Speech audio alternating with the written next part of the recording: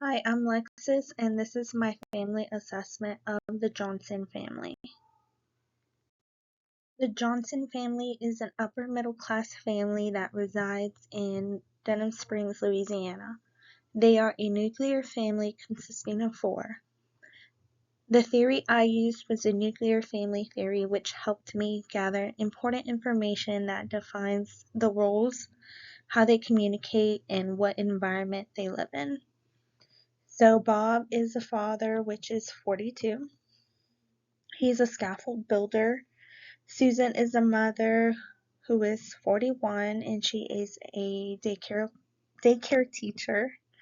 Then Karen is their daughter who is 21 and works in retail. And Mary is their other daughter that is 16 years old. So for my genogram of Susan's parents, they are divorced and the dad has diabetes. For Bob's family, both his parents are deceased and they were divorced. Grandma number one works as a hairstylist and Grandpa number one works as a chef. This is the ego map of Susan. Susan has a strong and mutual relationship with her husband Bob, her two kids Karen and Mary, her mother, her father, her sister, and brother number one. For brother number two, number three, they have a occasional relationship. Susan has tried to connect with them but cannot attain a close and stable relationship with them anymore.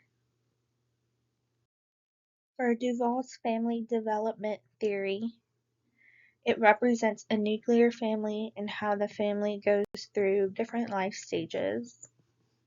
And each stage represents how a specific family develops over time.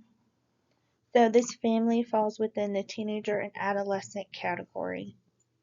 The teenager category represents independence, in which a child will prepare to bloom out of the nest. And then the adolescence category represents a child adulting, facing real world challenges, and supporting themselves slowly. For Bob's communication pattern, I put him as a dysfunctional receiver. So he is a selective listener and sometimes misinterprets the intent of a message, such as misunderstanding the intentions or meaning of the conversation. For Susan's communication pattern, I put a functional receiver. She is a great listener and can provide helpful and non-judgmental feedback. So she provides effective communication that provides a clear understanding for both her and the person she's communicating with. For Karen and Mary, they are both functional senders, so they're both straightforward. They can communicate clearly and respectfully, so they're able to translate their ideas into a message, which enhances teamwork and better relationships. Karen holds a referent power. She is admired by her younger sister Mary, such as Mary wanting to copy her behavior and style to be more like her. She sees her older sister as a role model. Bob holds an expert and resource power, such as fixing and repairing things around the house and keeping up with maintenance of everyone's car and their household necessities, as well as controlling most of the finances in the household. Susan holds a referent power, such as being a role model for her children, influencing them based on her values, such as being respectful and kind. Mary holds an effective power,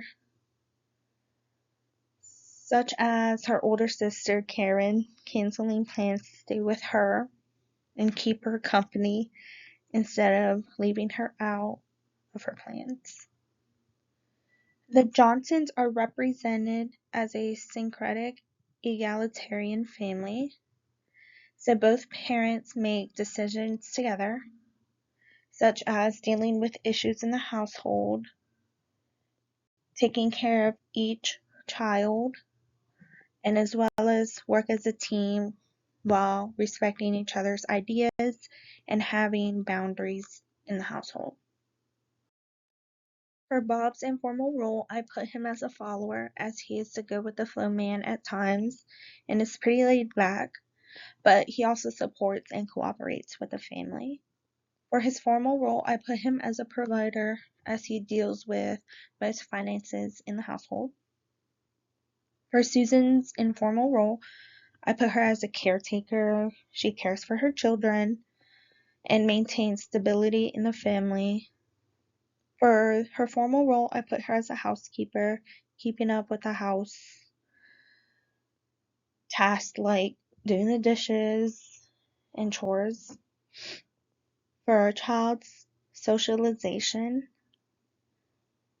she influences how they behave and what kind of values they should hold. For Karen's informal role, I put her as a harmonizer, as she tends to keep the family at peace. She tries to intervene and fix any problems that occur. Her family role is therapeutic. She cares for others and provides support whenever they need it. For Mary's informal role, I put her as an encourager, as she is a motivator and makes others feel seen. Her formal role is recreational, such as engaging in activities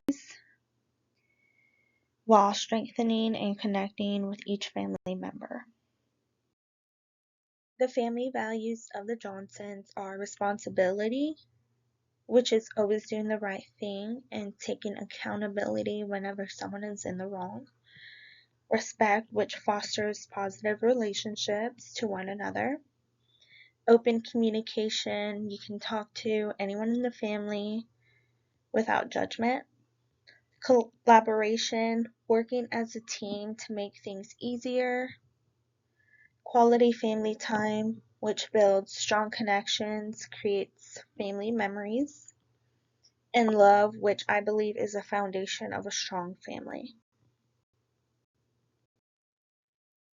So healthcare to the Johnsons is being healthy physically and mentally, such as practicing physical activity. Susan and Bob, they like to take walks in the neighborhood every other day.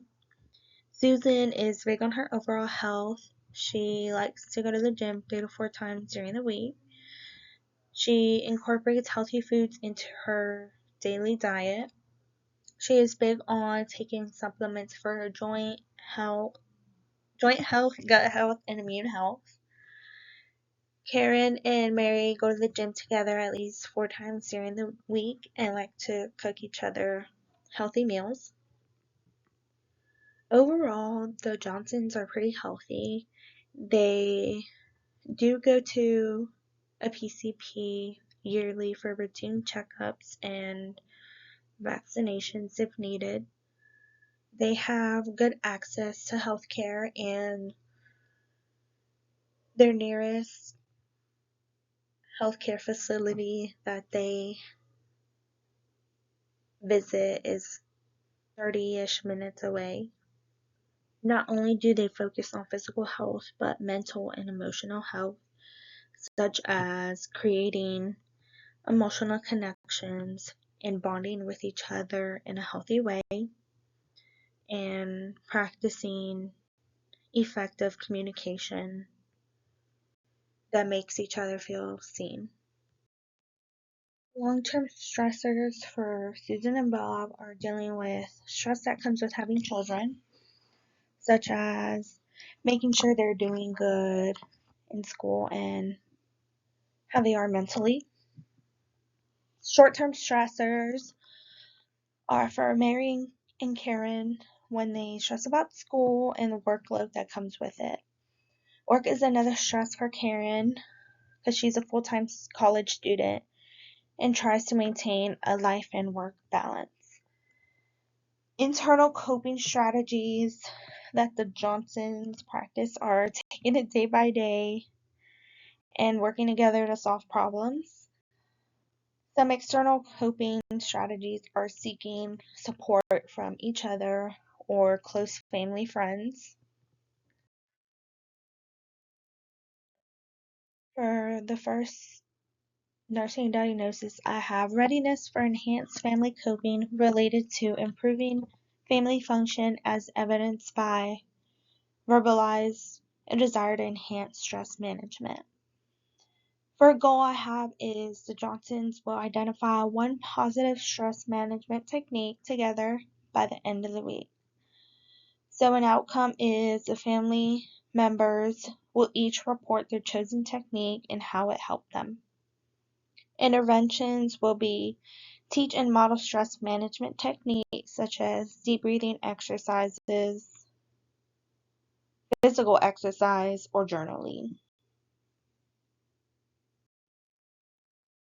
The risk for nursing diagnosis I have risk for parental role strain related to high demands in balancing work and home life as evidenced by exhaustion and lack of sleep.